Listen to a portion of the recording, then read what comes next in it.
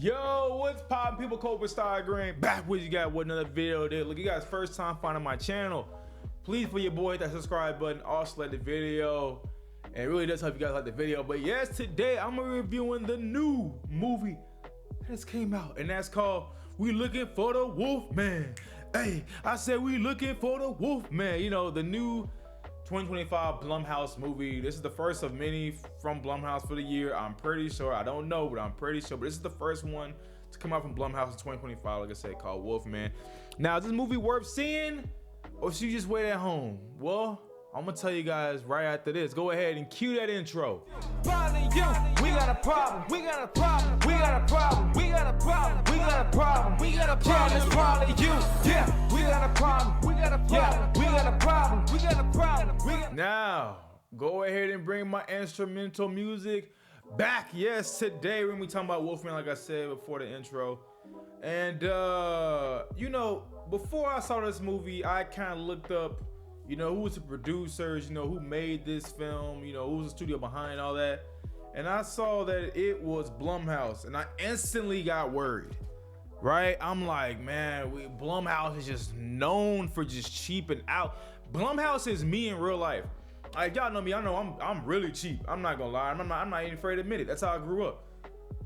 But me being cheap like this in a movie studio, like Blumhouse being cheap on movies, you know, that's a huge difference right there. But how you do with this movie?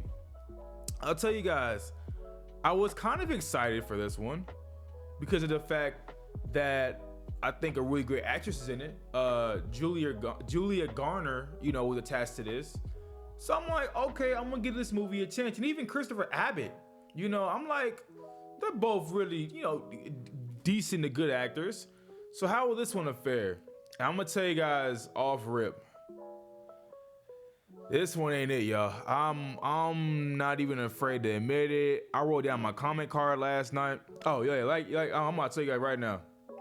Yeah, once I saw this logo right here when it popped up, yeah, I was scared. I was scared. Blumhouse, you guys heard that.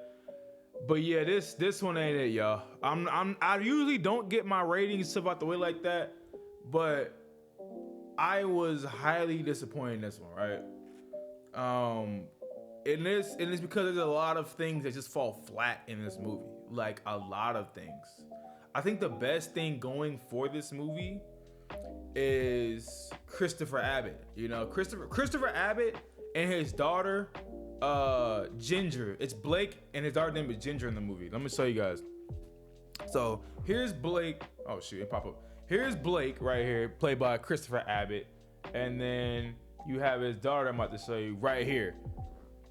I think their chemistry, like as a father and daughter relationship, I think it was really done well in this film. And I think that's probably all that's done well in this film. I think, like, if you see the marketing and stuff like that, it's pretty much promoted as like Julia Garner and, you know, and her daughter like just ran away from a wolf man and stuff like that. That's maybe 15 minutes of the movie, y'all. You know what I'm saying? That's not the majority of the film. You know, it's promoted like that, but it's not that, you know? And yes, I was, like I said, I was highly disappointed. Cause if we really thinking about it, the story ain't that tight. It's actually, let's see, a very freaking simple story. Like, you have Blake, and pretty much Blake's father dies early in the film. I don't care if that's spoiler or not. I don't care because I gotta set it up. So pretty much Blake's father dies early in the film, but no one knows why. And him and his father had a falling out. So he's like, you know what, my father died. Let me at least go back and like go pick up his stuff. You know what I'm saying? And that's pretty much when they go back to Oregon where his father died at, and you know where his father was from and all that. And the movie takes place. The movie kicks off. I'm not caring. Anything else would be just a complete spoiler. So I'm not gonna say anything else. But I mean, like, look, for, I guess I would even say a simple premise like that, because that's not that complicated. Boy, did they try to make it as complicated as possible. Like, I'm like, yo, like, this is so simple. This movie, very simple. And it's like, the writing ain't good. Your characters flat. Any other characters besides Julia Garner, Christopher Abbott, and the daughter played by Ginger. Her name was Ginger in the movie, but I think it's Mia Faith or something like that. I don't know. I'm just letting y'all help me. But if it's not those three characters, everybody else is just flat. I'm not gonna lie. Like there, you see another dude that pops up in the movie. He pops up. He pretty much takes them to this house, or to the father's house, and it's like his character is, first of all, his character is weird, you know, and his character's flat. So it's like if you're not these three main characters, what are you doing in the movie? I would say, you know what I'm saying? No, one thing I'm looking forward to was the jump scares. Okay, I'm like, all right, if the story ain't gonna be good, at least can the jump scares like make me jump like they supposed to do, you know? And no, if you come in here looking for jump scares, please stay your ass at home. Stay at home. There is no good jump scares in this movie. They cheaping out in this one, y'all. There ain't no good jump scare. You know what? I'll show you guys the best jump scare in the movie. I will save y'all some money, y'all. Y'all don't ever act like I ain't did nothing good for y'all. But I will show you guys right now the best jump scare in the movie. So the best jump scare in the movie is pretty much they hot wiring this car. And let me show you guys. This is the best jump scare right here in the movie, right here. Boom. That's the best. That's the best. Like the windshields come up and you see one of the wolfman. You see a wolfman pop up. I said a wolfman pop up. That's it. That's the best jump scare they got, y'all. I promise you, it don't get no better than that in the movie. It don't get it. It's not scary. I don't even know what. Like I said, the biggest thing this movie had going for it was Christopher Abbott and his relationship with his daughter. Because I was like, I know Julia Garner is there and she's an amazing actress, but they don't really give her a lot to do and work with. I'm not gonna lie. They tried to, but they don't do a lot with her. She's just kind of there, and I guess they kind of do set it up like, oh, early on, Julia Garner's like, her character Charlotte is like, well, you know, I don't really have the best relationship with my daughter like you do, and she's talking to Blake, her husband. So I guess they kind of do set it up that way, but I still think that's cheap writing, so they ain't gotta do that. But like I said, if you're not these three characters, you're flat as hell. But yeah, Julia Garner, like I said, amazing actress. But yeah, she looked weak in here. I'm like, I've seen her. If you've never seen her work before, go see Ozark, man. That's where I got familiar with her. She's really good in Ozark. But here, like I said, they don't give this girl nothing to do. And like I said, and her character writing is just so bad that you kind of feel bad for her in some moments. I'm like, yo, she's better than this. I know she's better than this. But the script and the writing and maybe the directing is just so, oh my God.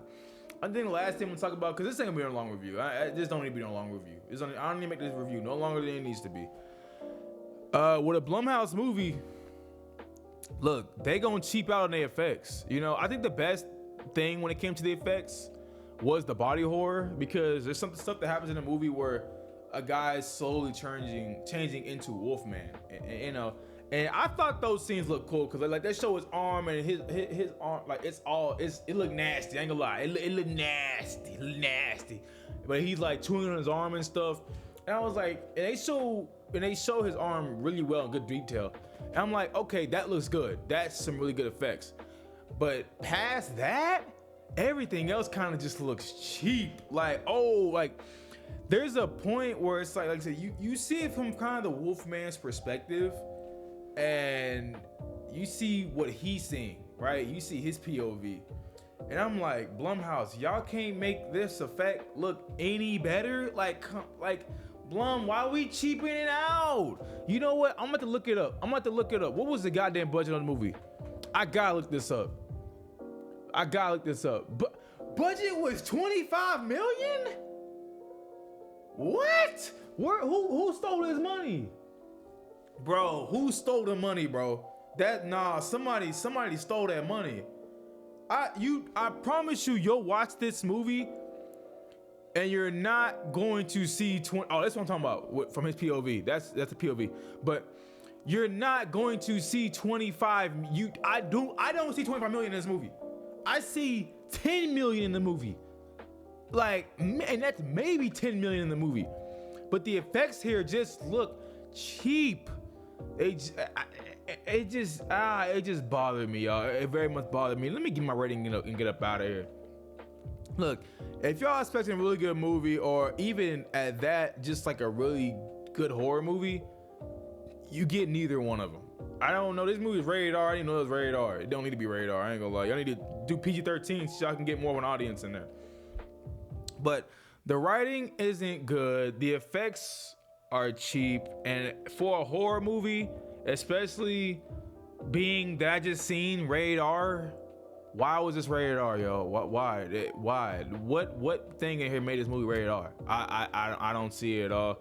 But yo, I would say just stay at home, y'all. Just stay at home. Watch this if it just so happens to come across your TV. You know what I'm saying? You scrolling or it hits HBO Max and you're like, oh, Wolfman, I never saw that. Then maybe watch it. God damn it. Then maybe watch it then. But driving out to a theater, you're gonna waste your time. I feel like because I after a while, I feel like I was wasting my time watching this. I was like, I could be doing something better in my life, you know. But I review movies, so it is what it is. But yeah, I didn't have the most amount of fun with this, y'all. I was like, I was writing notes, and I was like, you know what? I give up on the notes. I was like, I was just feeling so bothered watching this movie, y'all. And maybe because I just expected a better film, you know. But I guess as soon as I saw that Blumhouse pop up, I was like, oh no. But yeah, y'all, don't expect mega and nothing like that from this. This is one of the weaker ones. I guess I would not say, I would not tell you to waste your money on this. Not at all. I'm giving this a 5. I'd be lucky. I'd be lucky to get a 5 out of 10.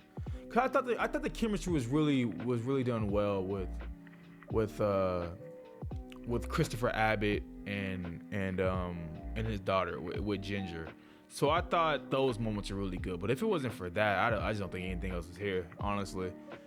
So yeah, I is it 4, 5? I don't know. Y'all take y'all pick. Just a 4 out of 10, 5 out of 10, whatever y'all want to say, man.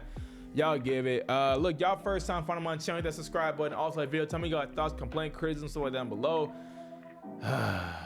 We'll see you guys next one, man. Peace.